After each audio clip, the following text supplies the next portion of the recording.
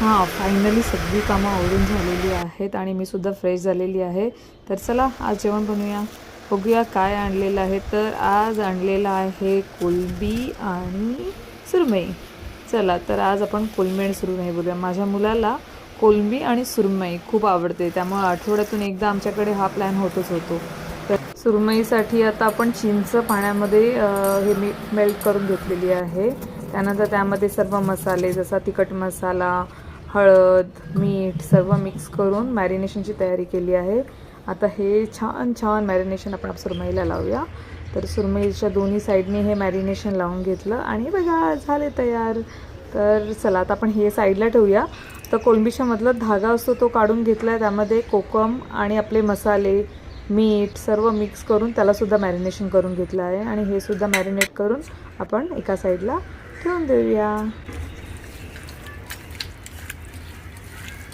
तर रश्श्यासाठी असा मस्तपैकी नारळ फोडून घेतलेला आहे. त्याची कापं करून घेऊया आणि मिक्सरच्या भांड्यामध्ये खोबरं, आलं, लसूण, कोथिंबीर आणि मिरची सर्व टाकून मस्तपैकी मिक्सर फिरवून घेऊया.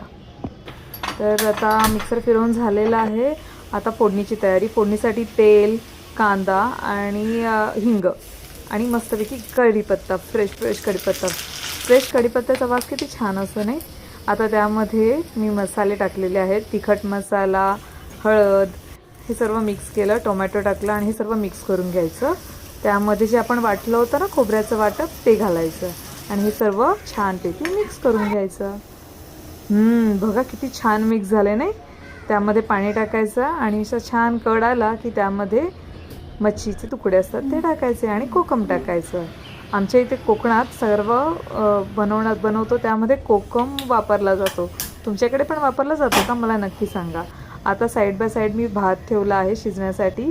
आता आपण कोलंबीला जे ड्राय कोटिंग करतो ना त्याची मॅरिनेशन त्याची तयारी. तर त्यासाठी आपण घेतलं आहे तांदळाचं पीठ, हळद, मसाला, मीठ आणि धणेपूड, जिरेपूड ते सर्व टाकलेलं आहे आणि आता हे सर्व आपण मिक्स करून एका साईडला ठेवून देऊया. मी तर ना रवा टाकायलाच विसरलेलो, तो टाकून घेतला. वा, इथे किती छान उकळी आली आहे बघा. चव घेऊन बघूया. छान झालं आहे. तर आता यामध्ये कोथिंबीर मिक्स केली आणि झाला आता मस्त आपला रस्सा गरमागरम तयार झालेला आहे. सर्व एका बाजूला ठेवून दिले. आत्ताचे 12 वाजलेत. आमचे ते 1 वाजता जेवायला बसतात. तर म्हटलं भाकरी आणि मच्छी गरम गरम तळूया म्हणून सर्व एका बाजूला ठेवले. चला तर आता 12:30 वाजलेत. मी आली आहे किचनमध्ये आणि आता भाकरीचं पीठ मळायला घेतलं आहे. तर आता मस्त गरमागरम भाकऱ्या बनवते.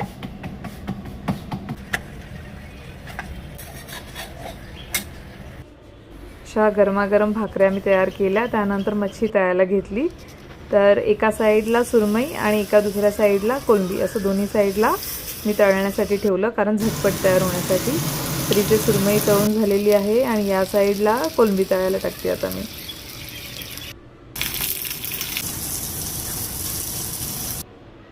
मस्त गरमागरम सुरमई आणि कोळंबी दोन्ही तळून झालेले आहेत. आता मी ताट वाढायला घेते.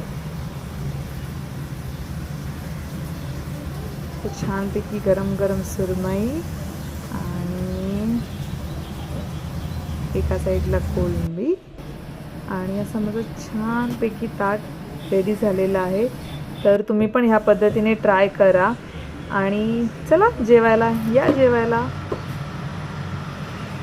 जेवून झालेलं आहे पण बायकांची कामं काही संपत नाही. जेवल्यानंतर पटापट भांडी आणि किचनचा जो ओटा असतो तो साफ करून घेतलेला आहे आणि फायनली माझं सर्व काम आता संपलेलं आहे. बघू शकता माझं किचनचा ओटा किती स्वच्छ दिसतोय.